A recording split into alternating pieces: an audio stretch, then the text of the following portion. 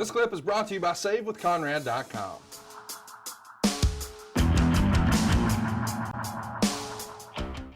Let's keep it going here. Instagram a wrestling historian says Ole Anderson refused to let somebody have a night off to attend his grandmother's funeral because it's not like that's going to bring her back. That's the quote.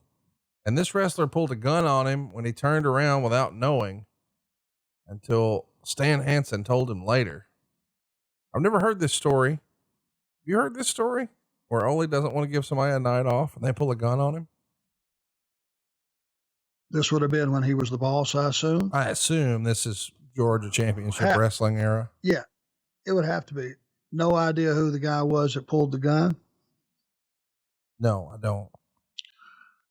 Probably not that important. That would be a felony in most towns anyway. I believe it 100%, and Ole that would be a situation to where when it was him and his company and he was the boss. Conrad, you don't understand. You did not miss a day of work back in the day. You just didn't. If you were hurt or injured, if you had a broke leg and you were in a cast on crutches, you somehow got to the town, got to the arena, and you would make an appearance of some sort. You just did not miss towns. And a grandmother's death, if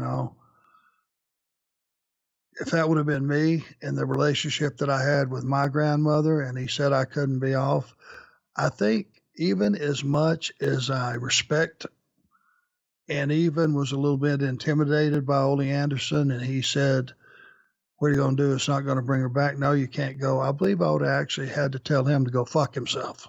Yeah. Yeah, you don't hear me say that very often. No. Certainly on this podcast. No. That'd been a real heated issue with me, and pulling a gun would have been the least of his worries. So I can see it happening.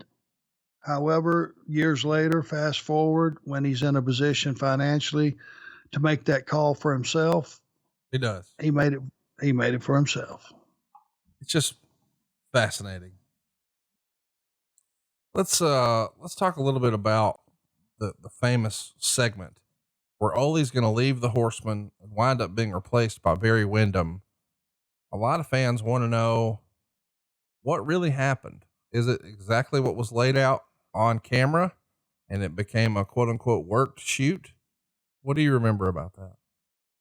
Yeah, he wanted to go home and watch his son wrestle. And we were, things were red hot with the company and business had popped. The Horseman thing was over and he wanted to go watch his kid wrestle in college, and I couldn't fully understand that then because I thought, damn, we're doing good. This thing ain't broke. It don't need to be fixed. Right.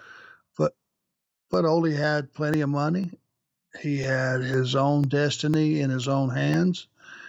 And when he said, hey, no, this is non-negotiable. I'm going to go watch it. I'm going to watch every match he has.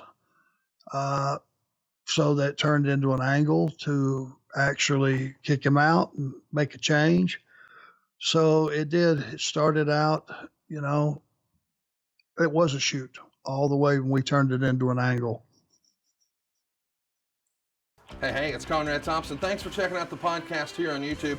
Be sure to hit the subscribe button and the notifications bell so you get a notice anytime we upload some new content. And go save yourself some money right now. If you're in a 30-year loan or you have credit card debt, it's not a matter of if I can save you money. It's a matter of how much. Find out right now for free at SaveWithConrad.com.